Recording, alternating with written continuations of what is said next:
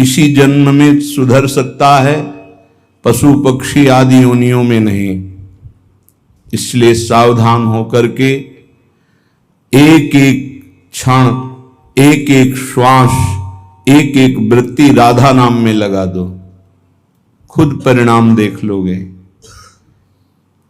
श्री कृष्ण चंद्रजू को कोई अपनी तपस्या के द्वारा यज्ञ, दान, वेदाध्ययन, तीर्थ स्नान आदि के द्वारा कभी वशीभूत नहीं कर सकता। और निश्चित किया हुआ मूल्य राधा नाम है।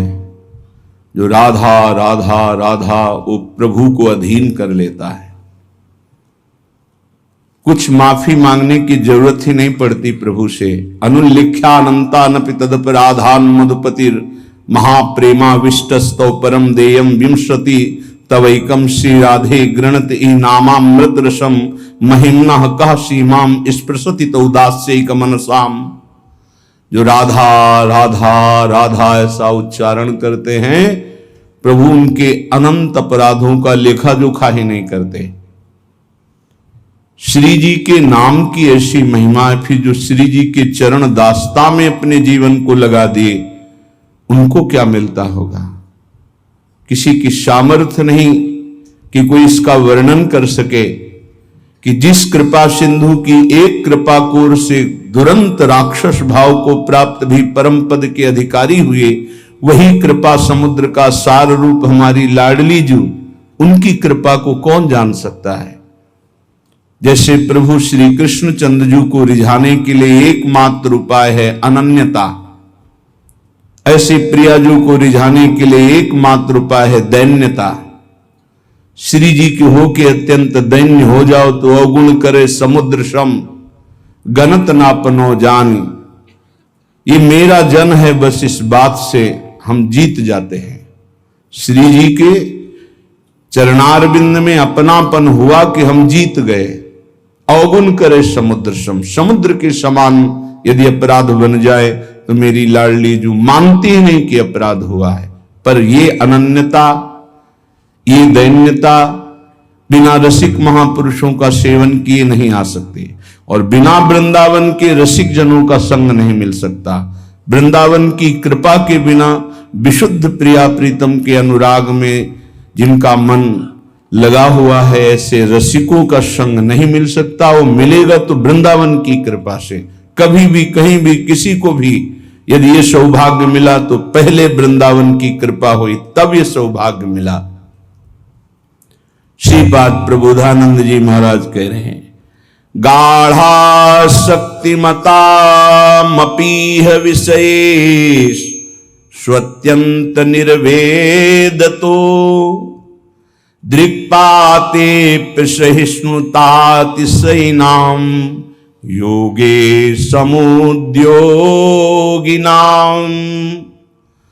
ब्रह्मानंद रसैकलीन मनसाम गोविंद पादाम्बुज द्वंद्वाविष्ट धियाम च मोहनमिदं वृंदावनम स्वैर्गुणैः। बड़ी महिमा की बात कह रहे हैं श्रीपाद प्रबोधानंद जी महाराज।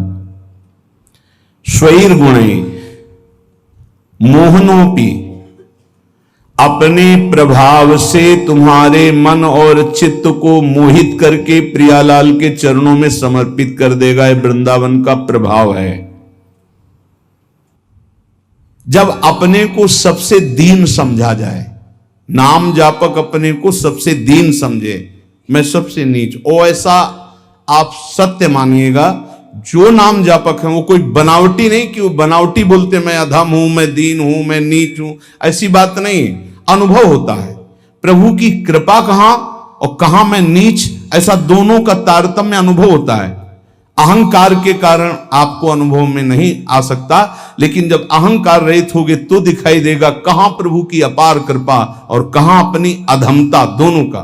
देखो स्वामी जी महाराज श्री ललिता जी के अवतार हैं, श्री स्वामी हरिदास जी, और अपने सिद्धांत पद में कह रहे हैं, मोसो ना बिगारन को और तोसो ना संवारन को, तो ही मोई पड़ी हो। अब विचार करो, हरिवंश महाप्रभु हित सजनी के अवतार हैं। वो कह रहे हैं, क्वाहम तुच्छा परम मधमा प्राण हो गर्ह कर्मा। कहा मैं तुच्छ अधम अपराध करने वाला हूं, कहा ये नाम, ये राधा नाम तो सिर्फ वृंदावन की महिमा जो मेरे हृदय में स्फुरित हो रहा है। क्या है ये? कोई साधक है, कोई संत है? ये तो साक्षात भगवान आचार्य रूप में अवतरित होते हैं। ये तो जब जब होए धर्म के हान, सेवक जी महाराज हरिवंश महाप्रभु के लिए लिखते हैं, जब जब होए धर्म के हान तब तब तन धरि प्रगटत आन, जान और दूजो नहीं। तो उपासक को चाहिए, जो नाम जापक उसका नाम तभी प्रकाशित होगा जब उसमें दैन्यता आए कि मैं तो वास्तविक मैं बहुत अधम हूं, लेकिन हम पर प्रभु की बहुत कृपा है। ये दोनों साथ होने चाहिए, केवल अधम ही कह के नहीं रुकना है। देखो हनुमान जी महाराज परम ज्ञानी महाभागवत, असमय अधम सखा सुनु, रुक नहीं गए, पर मोहू पर रघुवीर, देखो मेरे ऊपर कितनी कृपा, यद्यपि मैं अधम हूं, ये बात ध्यान देनी। नाम जापक उपासक तभी दिव्य ऊंचाई पर पहुंचता है जब तरण से भी अपने को नीचा समझता है। बहुत सहनशील होना चाहिए नाम जापक को, नाक में गुस्सा नहीं होना चाहिए। और एक ध्यान रखना, भजन करोगे तो ये आ जाएगा, सही ढंग से चलोगे तो नाक में गुस्सा आ जाएगा, क्योंकि अभिमान स्फुरित होगा जो अंदर है, उसको दमन करने के लिए गुरु शासन में रह जाता है। त्रिभुवन में कोई दूसरा नहीं है जो भजन का अभिमान नष्ट कर सके, केवल गुरु नष्ट करते हैं। एकमात्र अहंकार पर अगर हथौड़ा कोई मार सकता है ज्ञान का, तो केवल गुरुदेव है, दूसरा तो ऐसे ही बोलेगा, लेकिन वो सीधा प्रहार उसी अहंकार पर। बहुत सहनशील उपासक को गुरुदेव की कृपा बना देती है। इसलिए एक प्रश्न हुआ था कि हम अव्यक्त रूप से गुरु मान लेते हैं तो हमें क्या भगवत प्राप्ति नहीं होगी? देखो अव्यक्त तुम्हें चपत लगाने नहीं आएगा, ध्यान देना। अव्यक्त तुम्हें ऐसा नहीं कि खड़े रहो, यहां यही खड़े रहो जब तक लौट के नाम है, यही खड़े रहो, चलो ऐसा करो। ये हमको प्रगट गुरु चाहिए, क्योंकि प्रगट में फंसे हैं। वो हमको दुलार भी करें, हमें डांट भी सके, हमें चपत भी लगा सके, तभी हम सुधरेंगे। मान लो हम अव्यक्त गुरु मान लेते हैं तो जो मन आया सो कर रहे हैं, वो समझा। अव्यक्त गुरु तुमको कौन ऐसा है जिसको उपदेश नहीं कर रहे? आप बुरा करने चलते हो, अव्यक्त गुरु अंदर रोकते, मान पाते हो आप? एक त्रिभुवन में गुरुदेव के सिवा कोई ऐसा नहीं जो निर्विकार और निरहंकार कर सके। ये हम खुली बात कहते हैं। भगवान भी हमारे हृदय में बैठे रहे, निर्विकार नहीं किए। जन्म जन्मांतर से हमारे साथ हैं, कभी निर्विकार नहीं किए, कभी निरहंकार नहीं किए। वही हृदयस्थ भगवान अव्यक्त जब व्यक्त रूप गुरु रूप धारण किए तो पक्का सुधार हो गया, पक्का माया से मुक्त करने का मार्ग दिखा दिया। नहीं तो हाथ उठा कहते हैं, चाहे सर के बल खड़ा होकर तप करे, अहंकार पे कोई फर्क नहीं पड़ता। 10-10 हजार वर्ष तक खड़े रहे, जटाओं में घोंसले बन गए, चिड़िया बैठी, तुम कितने साल जियोगे? सारा अहंकार मिट्टी में, सब ज्ञान है तो क्या हुआ? केवल जल पी के रहे तो क्या हुआ? कितने ऐसे पशु पक्षी जल आहार करते हैं, उनको भगवत प्राप्ति हो गई। हर अहंकार की धज्जियां गुरुदेव उड़ाते हैं। और जब गुरुदेव का ऊपर वरद हस्त नहीं रहता तो सिद्धता का नाटक शुरू हो जाता है, नाटक शुरू हो जाता है। इसीलिए अत्यंत दैन्य भाव वास्तविक जब आएगा तो गुरुदेव के चरणों में आएगा। पक्का समझो, हम आपको हृदय की बात कहता हूं, जब तक गुरुदेव की कृपा नहीं तो दो बातों पर विजय नहीं प्राप्त की जा सकती। विकारों पर षड विकार जित, ये गुरुदेव की कृपा, और अहंकार रहित होना केवल गुरुदेव की कृपा। ये दैन्यता केवल गुरुदेव। ये खूब अंदर की बात कह रहा हूं, खूब साधन मार्ग में चल के कह रहा हूं। जब तक गुरु कृपा नहीं होगी प्रगट गुरुदेव की, तब तक दो बातों पर विजय नहीं प्राप्त की, एक तो विकार और दूसरे अहंकार। बहुत सहनशील होना, सहनशील गुरुदेव बनाते हैं, ठोक ठोक के हर जगह, जहां कमजोर हो वहीं पीट पीट के। दूसरों को मान देना और स्वयं अमानी रहना, यह गुरुदेव की कृपा से ही आता है। जो शुद्ध रसिक महापुरुष भगवत प्रेम में डूबे हुए हैं, वही अमानिना मान देन स्थिति प्रदान करते हैं। ये स्थिति बनावटी नहीं होगा, बनावटी टिक नहीं पाएगा। चाहे जितना भारी विद्वान तपस्वी पांडित्य से युक्त क्यों न हो, जब तक वो अपने को तृण से नीच नहीं समझता, सहनशील नहीं होता, दूसरों को सम्मान देना, स्वयं अमानी रहना, तब तक उसमें भगवत भाव का प्रादुर्भाव नहीं होता। ये बात बहुत ध्यान देने की है, नहीं खाली भटकना पड़ेगा। ऐसे हमसे बनते रहेंगे कि अंधा बटे और पड़ा चबाए। भजन करना कठिन, करके बचाना कठिन, बचा के पचाना कठिन। उपासक को चाहिए कि भूख लगे तो आधा पेट भोजन कर ले, प्यास लगे तो जल पी ले। जो विरक्त है उसे सदैव अपने साधन पथ को पुष्ट करते रहना चाहिए। अपने भजन, अपने साधन, अपना संयम, अपना ब्रह्मचर्य। कलयुग में सरल, सहज, महामहिम, परम सिद्धि प्रदान करने वाला नाम है, नाम। एक बहुत बड़े विद्वान थे, महाप्रभु चैतन्य देव नाम जी की महिमा वर्णन कर रहे थे, तो उसने कहा यह सब हम नहीं मानते, ये शास्त्रों में अर्थवाद कहा गया है। अर्थवाद कहते हैं कि फल स्तुति का वर्णन है, ऐसा वस्तुता नहीं है। इतना सुनते ही महाप्रभु ने कानों को ऐसे अंगुली से बंद किया और कहा कृष्ण कृष्ण कृष्ण कृष्ण कृष्ण, श्री हरि श्री हरि श्री हरि श्री हरि। कितनी बड़ी पाप की बात कह दी और हमने सुन लिया। अरे नाम की तू निंदा कर दिया, सुनने मात्र से पाप लगता है। चलो सब चलो, वस्त्र सहित गंगा स्नान करो। इस अपराधी के मुख से नाम की ऐसी अवहेलना सुनने के कारण हम सब अपवित्र हो गए। महाप्रभु सब के सब वस्त्र सहित सचेल, सचेल में कहते हैं कि वस्त्र सहित, वैसे ही गंगा स्नान किया। फिर गंगा जी में खड़े होकर के महाप्रभु भक्तों को कहने लगे, भाई तुम सच्चे मानो अखिल कोटि ब्रह्मांड नायक श्री कृष्ण के एक एक रोमकूप में असंख्यों ब्रह्मांड है। उन श्री कृष्ण को अधीन करने की सामर्थ्य श्री कृष्ण का नाम रखता है। मैं गंगा में खड़े होकर कहता हूं, पक्का पक्का। ये विद्वता भी बहुत कभी कभी भगवान से विमुख कर देती है। एक श्वास में एक नाम ले लिया, कृष्ण, राधा, राम, हरि, भारी पड़ जाएगा तुम्हारे हिसाब में। जब तुम्हारा शरीर छूटेगा और तुम्हारे रजिस्टर को देखा जाएगा तो एक कृष्ण नाम निकलेगा, तो वो तुम्हें तार देगा। एक कृष्ण नाम, ये ध्रुवदास जी महाराज कह रहे हैं, एक नाम त्रैलोक ही तारे, जो ना ले सो जन्म ही हारे। पूरे जन्म में यदि भगवान नाम नहीं लिया तो व्यर्थ चला गया जन्म।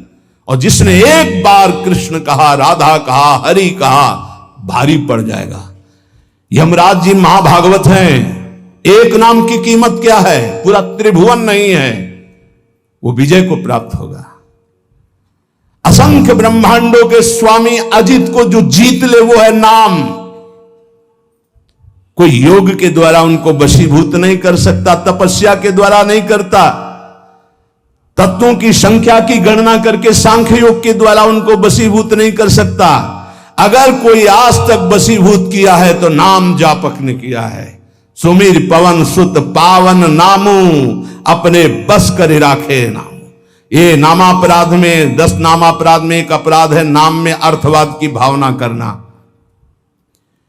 इसलिए जो भक्ति विहीन, उनकी कभी बातें नहीं सुननी चाहिए। बड़े बड़े मंत्रों का जाप, तपस्या, पूजा पाठ, यज्ञ, दान, अनुष्ठान कोई भी नाम की बराबरी नहीं कर सकता। गंगा में खड़े होकर महाप्रभु चैतन्य देव कह रहे हैं, स्वयं भगवान श्री कृष्ण चंद्रजू कह रहे हैं, न साधयति माम योगो न सांख्यम धर्म उद्धव न स्वाध्याय तपस्त्यागो यथा भक्तिर ममोर्जिता। भक्ति का स्वरूप क्या है? देवर्षि नारद तदर्पिता अखिलाचारिता तद स्मरणेन परम व्याकुलते। हर समय भगवान का स्मरण करते हुए अपने कर्तव्य कर्म को भगवान को समर्पित करना यह उत्तम भक्ति का लक्षण है। और यही मनुष्य जीवन का परम लाभ है कि प्रभु के चरणों में प्रीति हो जाए। यही ज्ञान का, योग का, धर्म का, कर्म का सबका फल है। अगर ये नहीं तो बड़ी दुर्गति है। एक बड़ा पशु चलने में असमर्थ, उसके गुदा द्वार से पीछे से कई नोच नोच के उसे खा रहे हैं और वो केवल चिल्ला रहा है, ना भाग पा रहा, ना कोई बचाने वाला नहीं। साहब वैसे जिंदा पीछे से नोचे। अब जब तक उसके प्राण रहेंगे कितना भयानक कष्ट पा रहा है। थोड़ा थोड़ा नोच नोच कर खा रहे। विशाल पशु है, भैंसा उठ नहीं सकता, अब उसे खा रहे। जितना छक जाएगा पेट वो चला जाएगा, दूसरा आएगा खाएगा वो चला जाएगा, जब तक उसके प्राण नहीं निकलेंगे। भयंकर कष्ट पा रहा है। ये प्रत्यक्ष यहां की दशा है। नरक आदि की तो कितनी उद्धार कर लो मानव जीवन में, ये मनोरंजन के लिए नहीं है। बहुत भयावह संसार है जिसे तुम देख नहीं पा रहे हो। जलत ज्वालम सीतई स्वपद मकरंदई समयतु, ये जलती हुई ज्वाला है। बचना है तो स्वपद मकरंदई समयतु, प्रिया प्रीतम के चरणारविंद की शीतलता से इन तीनों तापों का दमन करके प्रिया प्रीतम को प्राप्त कर लो, अन्यथा कोई उपाय नहीं। मनुष्य शरीर छूटा कि धोखा ही धोखा। क्या तुम समझते हो अविनाशी हो तुम? ये तो नहीं समझ पाए तुम अविनाशी हो। तुम तो देह भाव में विचरण करते हुए भोगों में राजी हो, तो तुम्हें देह ही मिलेंगे, लेकिन ये देह नहीं मिलेगी। बार बार ये देह नहीं मिलती। रसिक शिरोमणि श्री ध्रुवदास जी महाराज कह रहे हैं, बार बार तो बनत नहीं यह संजोग अनूप, मानुष तन वृंदा विपिन रसिकन संग विरूप। बहुत बढ़िया अवसर है, अभिमान न करो, प्रार्थना मान लो। ये जो महापुरुषों की वाणी, संतों की वाणी है, ये आपके परम मंगल के लिए है। ये किसी स्वार्थ से युक्त नहीं है। ये तुम्हारे परमार्थ को, परम अर्थ, परम सुख प्रदान करने वाली है। कोई कितना भी तुम्हारी निंदा करे, क्षमा शस्त्रम करे यस्य दुर्जना किम करिष्यति, अतृणे पतितो वह्नि स्वयमेवोप शाम्यति। वैष्णव के पास एक महान अस्त्र है जिससे वो दूसरों को परास्त करता है। क्या? क्षमा। ध्यान देना, ये वो अस्त्र है जो सांप से भी भारी है। उमा क्षमा सापहुते भारी, अपने कर्म जाय अपकारी तुम्हें। क्षमा शस्त्रम करे यस्य दुर्जना किम करिष्यति, क्षमा रूपी शस्त्र का प्रहार करो, अर्थात क्षमा कर दो। दुर्जन लोग तुम्हारा बिगाड़ नहीं सकते, क्योंकि भगवान है। जैसे तिनका जलकर भस्म हो जाता है, ऐसे ये दुर्जन लोग अपने आप सापहुते भारी। वैष्णव को क्षमा करना चाहिए। कहते हैं कि जैसे छात्र क्लास में पढ़ता है, जब उसकी क्लास बदलने का समय आता है तो उसकी परीक्षा होती है, ऐसे साधु वैष्णव की परीक्षा होती है। क्या परीक्षा होती? उसको गाली दी जाएगी, अपमान होगा, निंदा होगी। ये ध्यान देना, ये परीक्षा अगर पास हो गए क्या, क्षमा और शांति, तो आगे क्लास में पहुंच जाओगे भूमिका में, नहीं फिर नीचे बने रहोगे। इस लोक में तुम्हारी चाहे कोई कितनी निंदा करे, तुम उसकी निंदा मत कर देना। निंदा को सहन करना। निंदा दो प्रकार की होती है, एक अपवाद और एक प्रवाद। महाप्रभु चैतन्य देव कहते, अगर बुरा काम तुमने किया और फिर उसकी निंदा हो रही है तो ठीक हो रही है, तुम्हें बचना चाहिए, उसमें भी तुम्हें नाराज होने की जरूरत नहीं। अगर तुमने बुरा काम नहीं किया और तुम्हारी निंदा हो रही तो बहुत ठीक हो रहा है। तुम्हारा भारी प्रारब्ध जो शरीर में दंड मिलने वाला था, वो निंदा के द्वारा काटा जा रहा है। भगवान की विशेष कृपा है। दोनों स्थिति में, प्रवाद और अप्रवाद में भी तुम्हें किसी तरह क्रोध नहीं करना है। बहुत बड़े महापुरुष चरणदास जी महाराज, साधो निंदक मित्र हमारा, निंदक को निकटे ही राखो, होन न देऊ न्यारा, साधो निंदक मित्र हमारा। निंदक नियरे राखिए आंगन कुटी छवाए, कमरे में नहीं बीच आंगन में रखो, उठते बैठते देखे, एक एक दोष वर्णन करे, ये बड़ी बढ़िया बात है। निंदा करने वाले भारी पापों का नाश कर देते, बात मान लो। पर जब निंदा होती है तो ऐसे लगता है जैसे दिया सलाई पेट्रोल डाल के लगा दी गई हो नहीं छाती। और उसके प्रति यही आएगा कि अगर तप होता तो राखी करके और दिखा देते लोगों को। हां, ये अगर अंदर वृत्ति है तो भगवदानंद की अनुभूति नहीं होगी, ध्यान रखना। सहना पड़े अपवाद और प्रवाद। अपवाद, यदि गलती हुई है उसकी निंदा हो रही तब तो ठीक ही हो रही, उसमें क्या बोलना है। और अगर गलती नहीं हुई निंदा हो रही तो बहुत ठीक हो रहा, तुम्हारे प्रारब्ध का नाश हो रहा, पूर्व प्राप्त जो शरीर को दंड मिलता और निंदा देके भुगता दिया गया। कह रहे निंदक को निकट ही रखो, बढ़िया सुविधा देके रख सकते हो। प्रशंसा वाले को रखा जाता है नजदीक। खड़े हो माइक में। तो आप लोगों के बीच में हम ये बड़े गर्व से कहते हैं कि पूज्य महाराज जी का सानिध्य हमारा परिवर्तन कर दिया। और हम ठीक है, और वही माइक से बोलने लगे बड़ा दुर्भाग्य इनका संग मिला। दृष्टि लो बदल जाए तो कह दे ला, बड़े बड़ों की बात होती है, छोटों की नहीं। निंदा में अच्छे अच्छों की दृष्टि बदल जाती है, रौद्र दृष्टि हो जाती है। जो निंदा होने पर शांत रहे वो स्थिति प्रज्ञ महात्मा होता है। पूज्यपाद उड़िया बाबा जी महाराज, जैसे कोई विदेशी भाषा में हमको गाली दे, हमें पता ही नहीं क्या बोल रहा है, मुस्कुरा के चल देंगे। जब हमारी भाषा में हमको गाली दे और हम ऐसे मुस्कुरा के चल दे, बिल्कुल बुरा ना लगे, तो समझो स्थिति आई है।